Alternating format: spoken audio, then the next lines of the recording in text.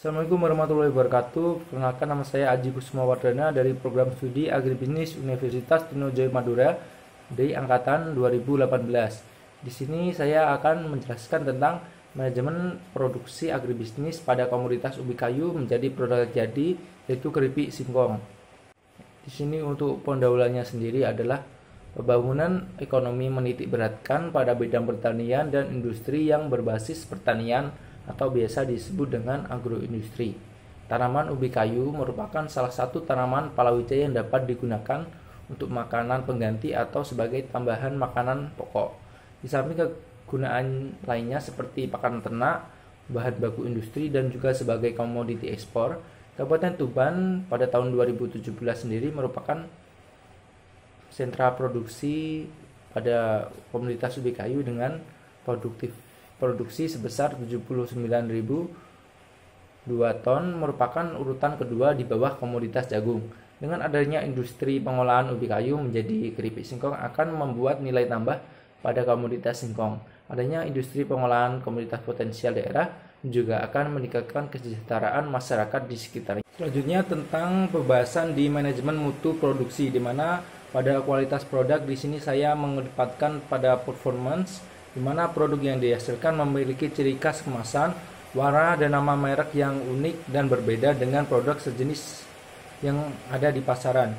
Dan untuk reliability dan durability, di sini saya kemasan menggunakan teknik nitrogen flusting agar kemasan menggembung dan berguna untuk menjaga produk supaya tidak timbul jamur yang mengakibatkan produk tidak tahan lama dan mudah rusak.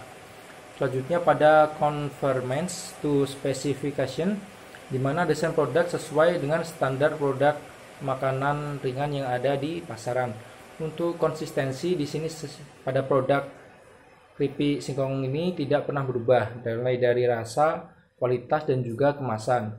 Selanjutnya pada manajemen mutu produksi di kontrol aktivitas, di sini melakukan pemeriksaan sebelum produksi, di mana pada bagian quality control melakukan pemeriksaan pada bahan baku yang akan diproduksi.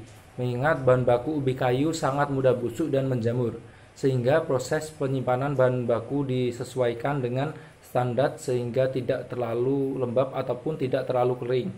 Pihak quality control juga mewajibkan untuk melakukan pengontrolan serta perawatan pada mesin-mesin yang digunakan untuk proses produksi keripik singkong. Pihak quality control harus teliti dalam mengontrolan sehingga proses produksi tidak terhambat di tengah jalan dan berjalan sesuai dengan yang sudah dijadwalkan dan ditargetkan. Untuk pemeriksaan dan pada saat proses produksi, di mana pada saat proses produksi sudah berjalan, bagian quality control harus melakukan pemeriksaan terhadap produk yang diolah dengan alat-alat tadi. Apakah ada cacat produk atau tidak? Dari pemeriksaan tersebut, pihak quality control dapat mengetahui apakah alat produksi berjalan dengan baik atau tidak. Dan dengan pemeriksaan alat ini, standarisasi produk keripik singkong dapat terus terjaga. Selanjutnya tentang pemeriksaan setelah proses produksi. Setelah proses produksi selesai, tetap harus dilakukan pemeriksaan dengan penyortiran produk yang rusak dan memasarkan produk dengan kualitas tinggi di pasaran sehingga mutu produk tetap terjaga sampai di tangan konsumen. Setelah produk dipasarkan, jika produk mendapatkan komentar negatif dari konsumen, maka akan dipertimbangkan oleh pengusaha dan juga diperbaiki sesuai masukan dari konsumen. Dan selanjutnya pada manajemen persediaan, di mana tujuan manajemen persediaan sendiri adalah menjaga bahan baku yang ada pada saat produksi dengan jumlah aman. Dan selanjutnya ada pengantisipasi adanya kenaikan permintaan produk.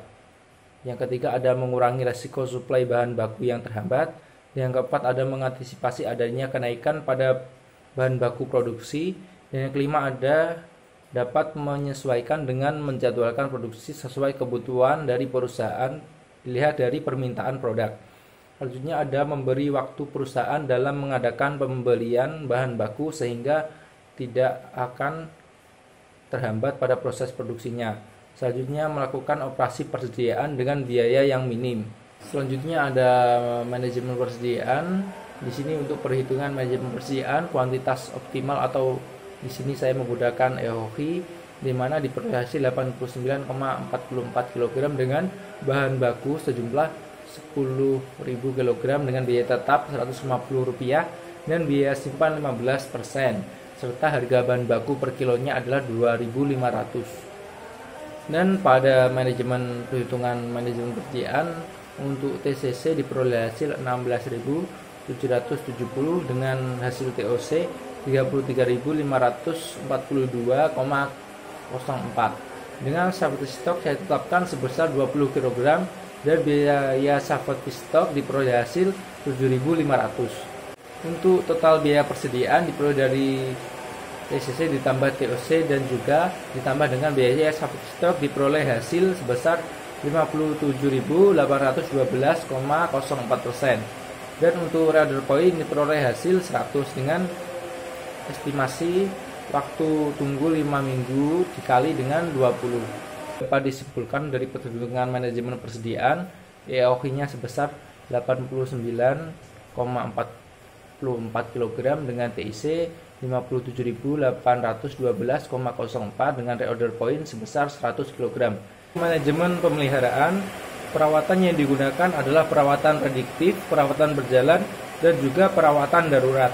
Di mana perawatan prediktif, penggunaan alat canggih untuk monitor mendeteksi kelainan fungsi maupun fisik dari alat yang digunakan, sehingga jika ada kelainan langsung bisa diatasi kerusakan dan kelainan pada alat produksi. Perawatan berjalan, di mana perawatan ini digunakan karena proses produksi keripik singkong yang terus menerus sehingga alat terus beroperasi.